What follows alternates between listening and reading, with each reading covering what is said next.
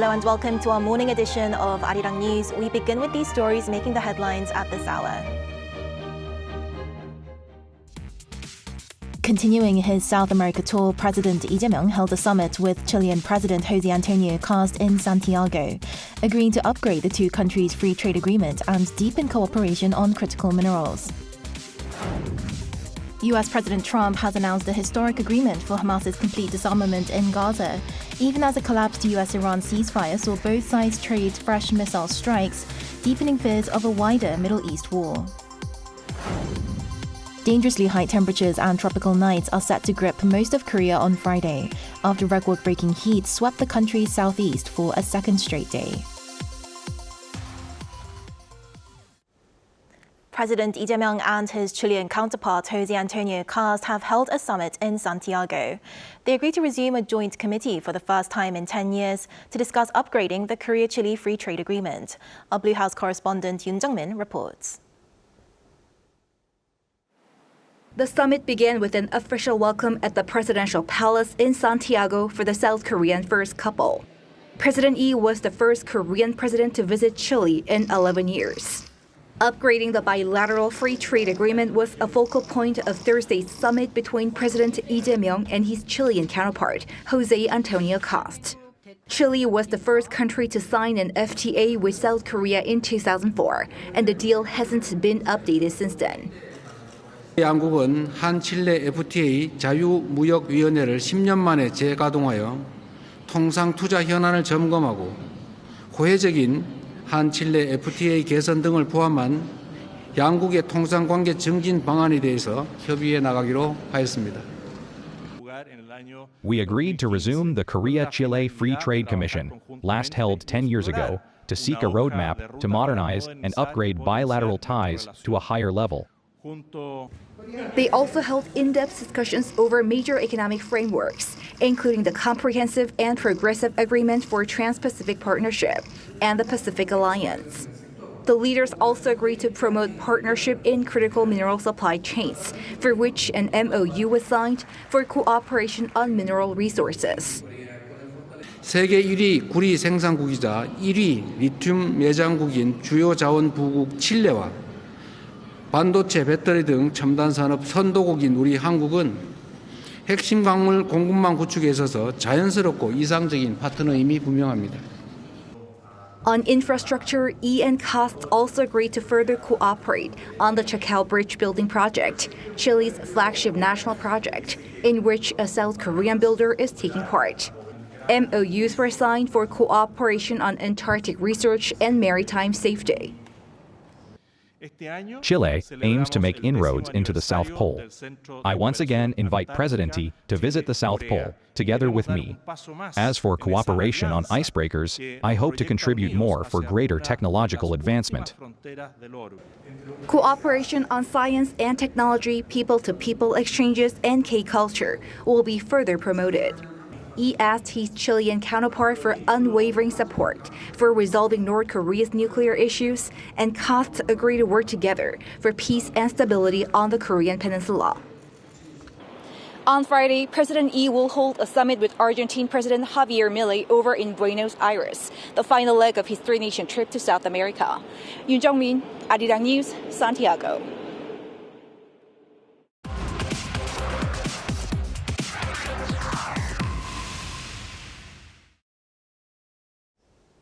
From AI investment in Silicon Valley to critical minerals and trade cooperation across South America, President Lee's overseas tour has been centered on securing the building blocks of future industries. For a closer look into all that's been achieved on his trip so far, we're joined by Daniel Connolly, Associate Professor of International Relations at Hankuk University of Foreign Studies. Professor Connolly, thanks for coming on today. Thank you for inviting me.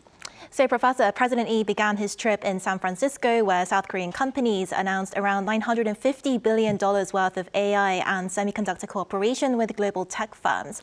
And then he pivoted straight into securing rare earths and lithium deals in South America. So what does that sequencing tell us about how Seoul sees the AI race actually being won? So is this as much a resource security strategy as it is a technology strategy? Oh, absolutely. And I think, in the previous years, the Koreans have often talked about becoming an AI superpower. a lot of the focus was on actually making a sovereign large language model itself. Right now, we see that the field is very much dominated by Chinese and American models like Qwen, Kimi, DeepSeek, Claude, OpenAI. So Korea is necessarily going down the supply chain rather than up. And this is known as a choke point strategy. So if South Korea can produce the semiconductors, secure the raw resources needed to make them, then it will have a very good, strong, secure position in the future of AI. And also important to note is President Lee's San Francisco AI Declaration, which is very much pledging support for US AI infrastructure projects. This suggests that Korea is aiming for a relatively niche role in the US technological stack. So in a sense, giving up the higher end, making the models ourselves, rather being an important part of that process.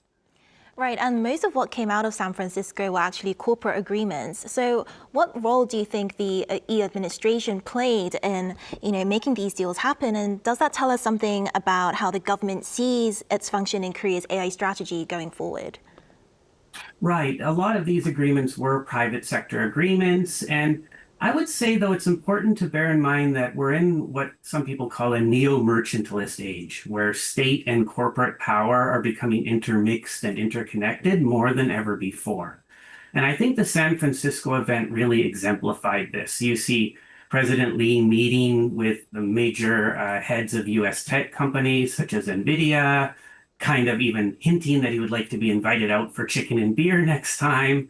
This is very different than traditional diplomacy, and I would say the Korean state is really trying to demonstrate symbolically that it's putting its weight behind these deals. So it is showing that Korea is a good market for AI and a predictable market.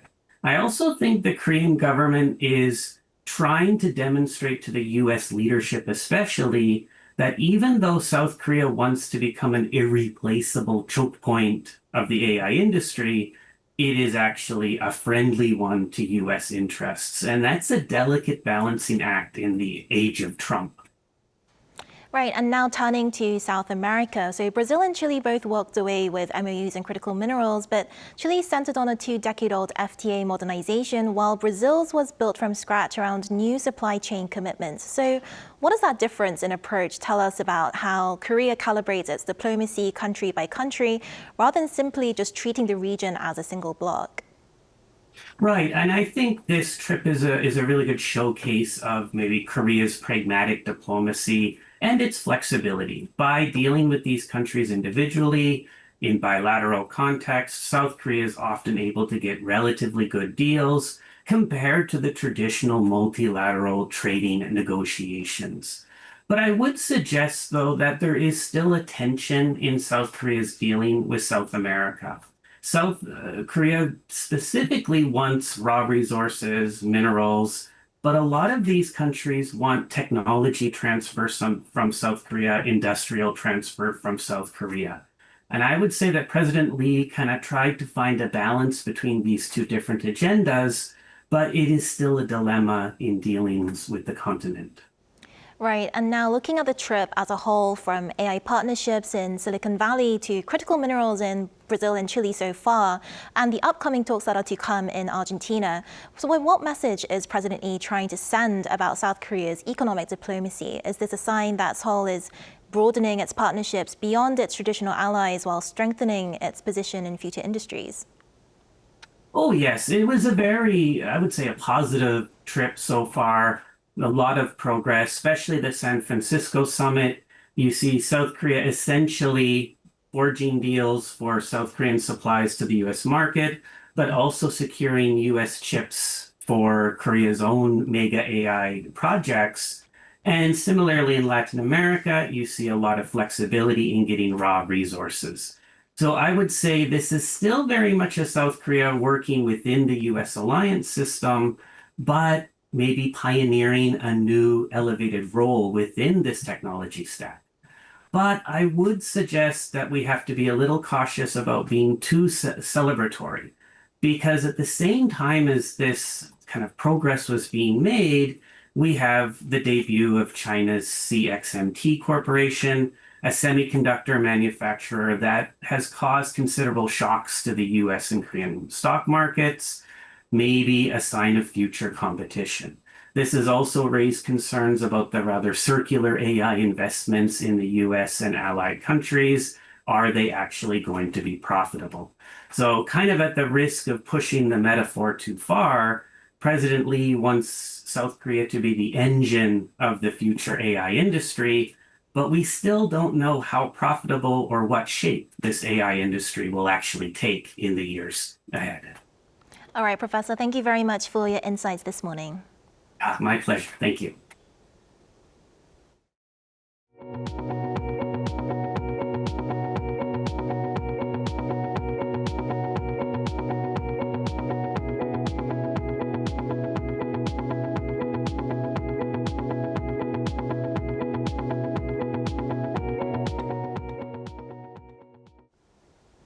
Korea's stock market opened higher on Friday after overnight gains in U.S. semiconductor shares spilled over into Korean stocks.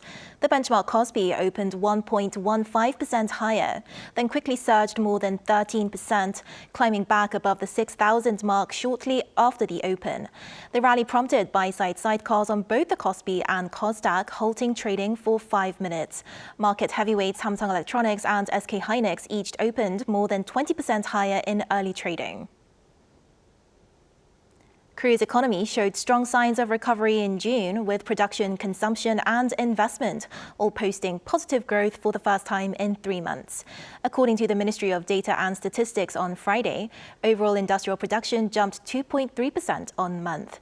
This marks the sharpest increase in 6 years, when month-on-month growth of 2.9% was seen in June 2020. June's growth was largely driven by a 4.5% rebound in semiconductor output and a 15.4% jump in automobile production. Retail sales, a key indicator of private consumption, climbed 2.7% on the back of strong automobile and electronics sales. U.S. President Donald Trump has stated that an agreement has been reached with Hamas for their complete disarmament. However, fresh military exchanges between the United States and Iran raise fears that the Middle East could once again be on the brink of a wider war. An Sung-jin has the details. U.S. President Donald Trump says Hamas has agreed to fully disarm, describing the move as a historic breakthrough toward lasting peace in Gaza. In a post on Truth Social, Trump announced that the Peace Commission, an organization he established to oversee Gaza's reconstruction, had reached an agreement with Hamas and other groups in the enclave for the complete disarmament. Trump called the deal a monumental step, saying it would pave the way for Gaza to be governed by a new Palestinian administration working alongside the Peace Commission to rebuild the territory. Hamas has not confirmed the agreement or responded publicly to Trump's announcement. Meanwhile, the fragile pause in fighting between the United States and Iran has come to an abrupt end, with both sides continuing military strikes. Both each fired barrages of missiles on Thursday, with the U.S. military saying it launched attacks against military command centers and missile facilities. This comes as the U.S. Central Command stated on Wednesday local time that it resumed airstrikes across Iran near the Strait of Hormuz, just 5 days after President Donald Trump ordered a halt to military operations for behind-the-scenes talks. The U.S. president had previously expressed optimism about negotiations, but expressed disappointment following the reported attacks on American forces and declared, "Now it's our turn." These renewed attacks came after Iran allegedly attacked a U.S. military base in Jordan. On Wednesday, Iran's Revolutionary Guard Corps said it attacked U.S. bases in Jordan and Kuwait and destroyed several fighter jets. However, the U.S. military said no American aircraft were damaged and that all Iranian missiles and drones were intercepted or failed to reach their targets. The conflict is now spreading beyond the Persian Gulf and Red Sea, with 2 vessels struck by drones near Egypt, and Saudi Arabia already joining its first joint military operation with U.S. forces in the Red Sea. An Sung-jin, Arirang News. Ukrainian President Volodymyr Zelenskyy says that Russia used a North Korean missile for an overnight strike, the first time such a weapon has been fired in the war in nearly a year. That's according to Reuters and AFP on Thursday, local time. Zelenskyy said further investigation is needed to confirm, but added that there is a strong possibility the missile was of North Korean origin. He strongly condemned both Pyongyang and Moscow for the suspected attack. This stems from an overnight missile and drone attack from Russia that caused dozens of casualties, killing at least 9 people, including 2 children. The Trump administration is considering a $100,000 fee for foreign students seeking to work in the United States after graduating from American universities. According to the Wall Street Journal, the fee would apply to the Optional Practical Training, or OPT program, which lets international graduates work in the U.S. for up to 3 years on student visas. About 419,000 foreign graduates were working under the OPT program in 2024. The proposal follows President Trump's push last year for a $100,000 annual fee for H-1B non-immigrant visa applications, though a U.S. appeals court blocked the policy last week. Korea's record-breaking heat wave is showing no signs of easing, with temperatures soaring above 40 degrees Celsius in parts of the country for a second straight day. Health authorities are urging extra caution as heat-related deaths continue to rise, and forecasters warn the extreme heat will persist into August. Lee Sing-jae reports. The intense summer heat is expected to continue through the final day of July, with dangerously high temperatures and tropical nights gripping most of South Korea. Record-breaking heat continued across the country's southeast on Thursday. In Yangsan, the mercury reached 40.3 degrees Celsius for the second straight day, marking the first time since 2018 that a location in South Korea recorded temperatures above 40 degrees on consecutive days. It was also the highest temperature ever recorded there since weather observations began. Nearby cities also saw historic heat. Kimhae climbed to 39 degrees Celsius, its hottest July day on record, while Busan followed Wednesday's all-time high of 38.8 degrees with another blistering 38.3 degrees, making it the city's second hottest day ever. Changwon and Ulsan also recorded some of their highest temperatures since modern weather records began. The Korea Meteorological Administration says Friday will remain extremely hot, with daytime highs ranging from 32 to 37 degrees Celsius. Most of the country is expected to endure another day of intense heat and tropical nights, with mostly sunny skies in the south and on Jeju Island. Health officials are urging people to take extra precautions as the prolonged heat wave continues.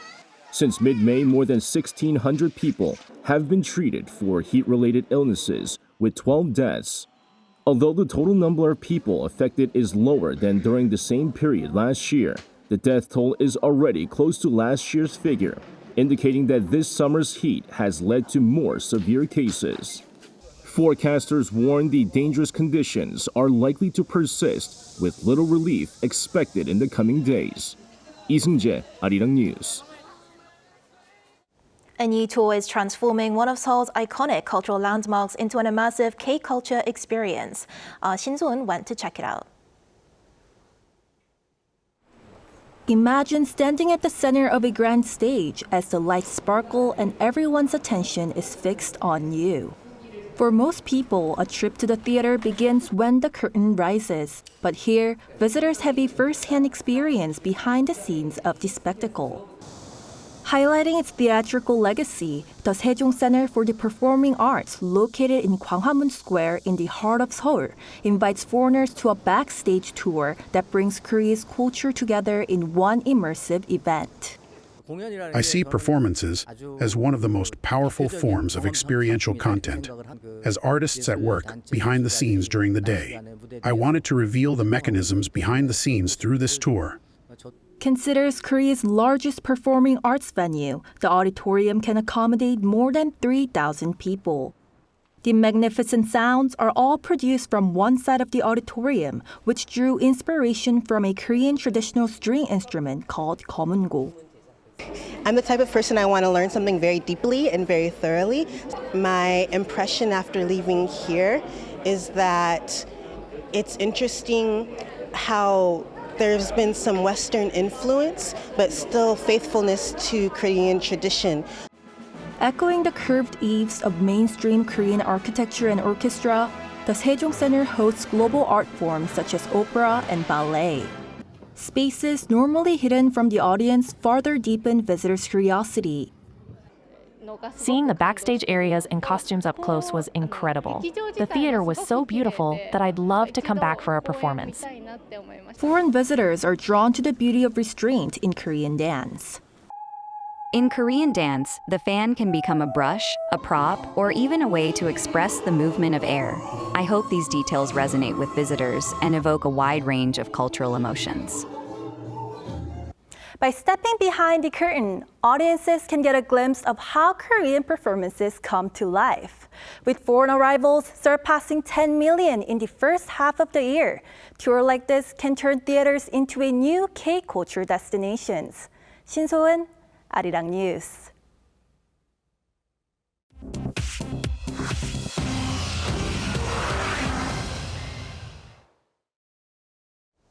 Good morning, I'm Chu Ji-hyun, and this is the world now. European soccer's governing body has voted to boycott all World Cup tournaments if FIFA pushes forward with its plan to sell stakes to private investors. UEFA's 55 member nations voted unanimously on Thursday to boycott the 2027 Women's World Cup in Brazil and the 2030 Men's World Cup. The move aims to stop FIFA President Gianni Infantino's $20 billion FIFA subsidiary plan, which would hand 20% ownership to external investors, including Joshua Kushner's Thrive Capital. North America's governing body, CONCACAF, and its 41 member nations also rejected the plan on Thursday. The U.S. economy grew at a 1.5% annual rate from April through June, down from 2.1% in the first quarter and short of what forecasters expected. The drag came from the artificial intelligence boom as chips and data center equipment are largely built overseas and imports count against the growth calculation. Trade alone subtracted a full percentage point. Household spending accelerated to a 3.2% pace and business investment was robust. Inflation cooled in June to 3.7%, a decline from 4.1% in May. In Pakistan, a coal mine explosion has killed at least 11 miners. A methane gas explosion tore through the coal complex in Balochistan province on Thursday. 36 men were inside the section that collapsed. 25 of them are still unaccounted for. Rescue teams are digging more than a kilometer below the surface. The province's chief mines inspector says crews are still hoping to find survivors, but said, quote, chances are low. In Prague, zookeepers dumped tons of ice into the polar bear enclosure on Thursday amid the sweltering heat. The zoo started handing out ice 2 years ago as the number of extremely hot days piled up. Staff had planned this year's deliveries for July and August, but the first heat wave arrived early, and in June, the Czech Republic recorded its hottest day ever, close to 42 degrees Celsius on June 28th.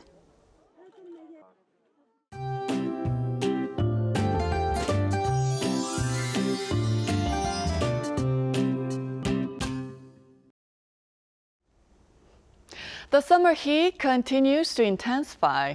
Heatwave alerts are in place with some parts of Gyeongsang-do provinces under heat wave emergency warnings. While we're talking about exceptional temperatures, Yangsan has already topped 40 degrees Celsius for 2 consecutive days, something never observed in July in more than a century of weather records.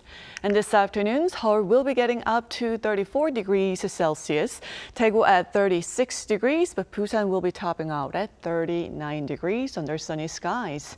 And these conditions mean even healthy people can suffer heat-related illnesses. So avoid outdoor activities during the hottest hours, stay hydrated, and don't forget to check on elderly family members.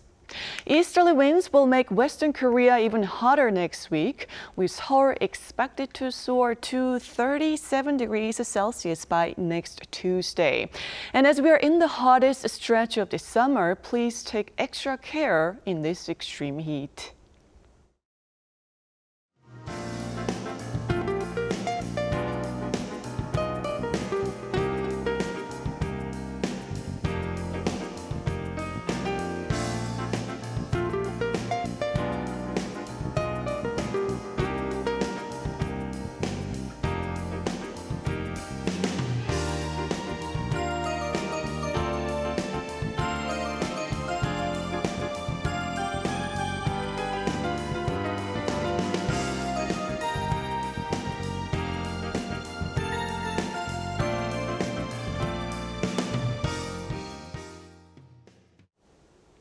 That's all we have for this morning. Arirang News will be back at noon Korea time. Thanks for watching.